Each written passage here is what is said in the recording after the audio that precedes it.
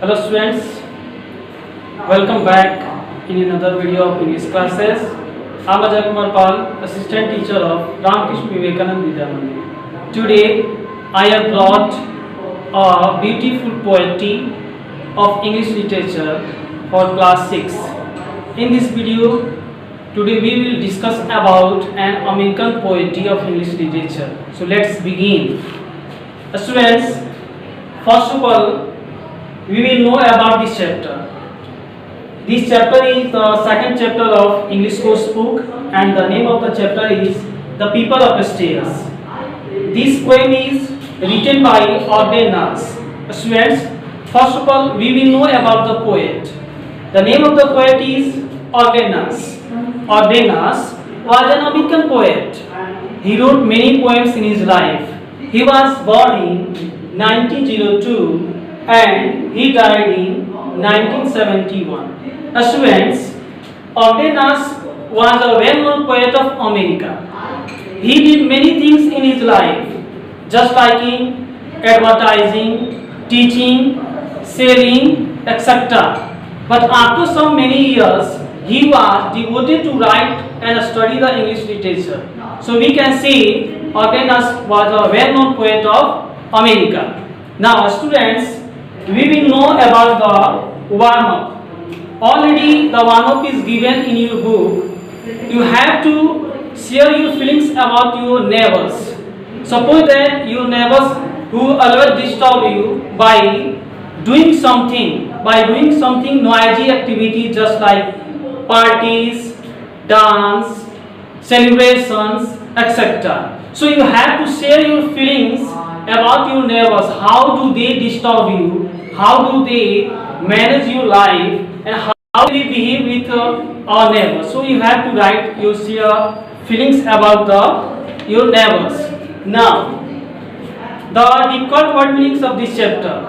Students, you all know that the difficult word meanings of this chapter is already sent by the PDF notes. So you can learn, you can write for your future upcoming exam. So learn the word meanings.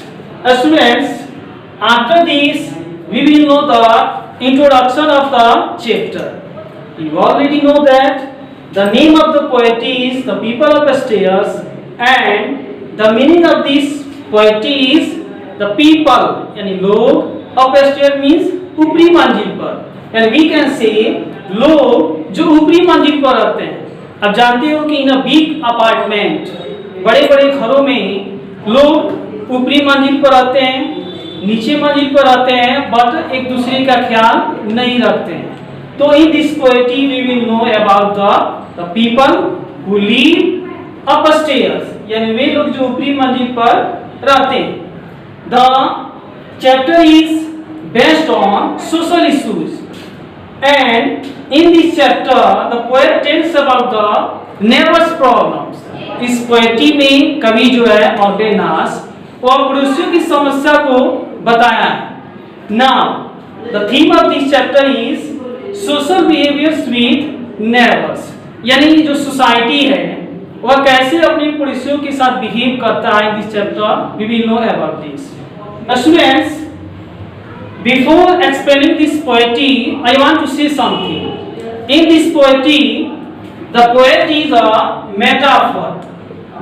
The poet is a metaphor. Do you know about metaphor? Metaphor means रूपक अलंकार. And it's a figure of speech. In this poet, the poet is a metaphor himself. वो खुद metaphor है. Metaphor का मतलब होता है कि जो व्यक्ति एक दूसरे को इमेजिन करके अपनी बातों को शेयर करता है और वह खुद नरेटर बन जाता है. तो in this poetry the poet is a metaphor. The poet is a narrator who describes the poem. Now let's begin. I am going to explain the poetry. The poetry is the people upstairs all practice ballet. Their living room is a bowling alley. Students, the poet tells in this poetry कि लोग जो ऊपरी मंजिल पर रहते हैं वे सभी हमेशा डांस प्रैक्टिस करते हैं. बैलेट मीन्स क्या होता है? डांस. यानी जो लोग ऊपरी मंजिल पर रहते हैं ऊपर, तो कभी जो है वह खुद एक कंपार्टमेंट में रहता है और वह नीचे रहता है और जस्ट उसके ऊपर एक फैमिली रहता है। उन लोगों का काम होता है लोगों को केवल डिस्टर्ब करना। तो वे लोग जो ऊपरी मंजिल पर रहते हैं वे हमेशा क्या प्रैक्टिस करते हैं? डांस प्रैक्टिस करते हैं। अब समझ सकते हैं कि जो व्यक्ति छत पर ऊपर डांस कंटिन्यू करे तो जो व्यक्ति नीचे रहेगा कितना डिस्टर्ब, आप समझ सकते हैं। Second line, their living room is a bowling area. Area means क्या होता है? अ नैरो पैसेज, यानी संकीर्ण गली, संकीर्ण जगह, पतली सी। यानी उनका रहने वाला जो कमरा है वह ऐसा लगता है कि वह एक गली है, मतलब पूरे सामानों से क्या होता है? भरा रहता है। Their bedroom is full of conductor tools। जैसे हम जाते हैं कभी हम किसी ट्रिप्स पर या टूर पर जब हम जाते हैं घूमने फिरने के लिए तो अपने साथ बहुत तरह के सामान लेके जाते हैं, जैसे खेलने वाला वस्तु, खाने वाला वस्तु, ड्रेस एक्सेट्रा। तो उनका जो बेडरूम है ऐसा लगता है कि पूरे सामानों से क्या हुआ है? भरा हुआ है। Their radio is larger than yours। जैसे हम सभी टेलीविजन पर न्यूज देखते हैं या फिल्म देखते हैं, कुछ भी देखते हैं तो हम कम वॉल्यूम करके हम क्या करते हैं? देखते हैं। लेकिन वे लोग क्या करते हैं? उनका जो रेडियो का वॉल्यूम होता है हम सभी आम जन लोगों से ज्यादा, यानी कभी ऊपर ऊपरी मंजिल पर जो पड़ोसी रहते हैं वे जब भी कोई टेलीविजन या कोई भी आवाज जब करते हैं तो जोर जोर से वो क्या करते हैं? बजाते हैं। They celebrate weekends all the week। और ऐसा एक दिन नहीं होता है, हर सप्ताह के अंत में वे ऐसा सेलिब्रेट करते हैं। क्या क्या करते हैं?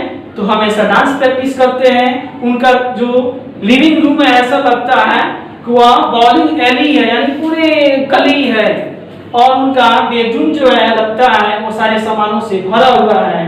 और उनका जो वॉल्यूम होता है, रेडियो की आवाज जो होती है वह आम लोगों से क्या होती है? ज्यादा होती है। और वे हर सप्ताह ऐसा करते हैं। When they take a shower, your ceiling leak। यानी वे ऐसा डांस करते करते, इंजॉय करते करते, जब ये शावर करते हैं फवारा को, जब हम स्नान करते हैं तो डांस करते हुए जाते हैं और ऐसा लगता है कि वो इतना चिल्लाते हैं, इतना नहाते हैं कि नीचे वाला जो सीलिंग है लगता है लीक करने लगेगा, पानी गिरने लगेगा।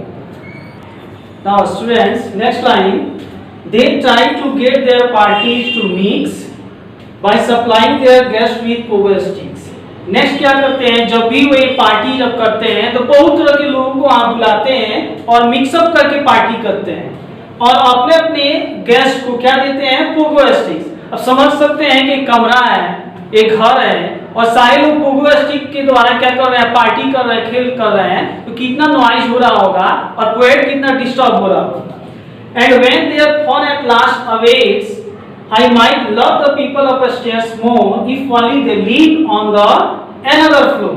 यानी जब वे लोग ऐसे पूरे घूम घूम के जब वे पार्टी करते हैं, घूमते हैं, तो I might love the people upstairs more। तो कभी कहता है कि मैं उन लोगों को बहुत प्रेम करता, काश if only they lived on another floor। Last में कभी विश करता है कि मैं उनको बहुत प्रेम करता, काश वे दूसरे फ्लोर पर चले जाते। तो इस पोएट्री के माध्यम के द्वारा पोएट बताना चाहता है कि जो नेबर्स होते हैं वे कैसे एक दूसरे का ख्याल न रखते हैं, जिसके चलते बहुत तरह की समस्याएं होती हैं। In this chapter we can learn from this chapter and the moral of this chapter is we should care about our neighbours. कि हमें अपने पड़ोसियों का ख्याल रखना चाहिए। We must respect and behave gently with our neighbours. कि हमें उनका आदर करना चाहिए और उनके साथ विनम्र रूप से व्यवहार करना चाहिए। And mostly the most important of this point of this chapter is upper class and lower class को भी दिखाया गया इस चैप्टर में। So friends, take care and be safe and spend your time in learning। Thank you।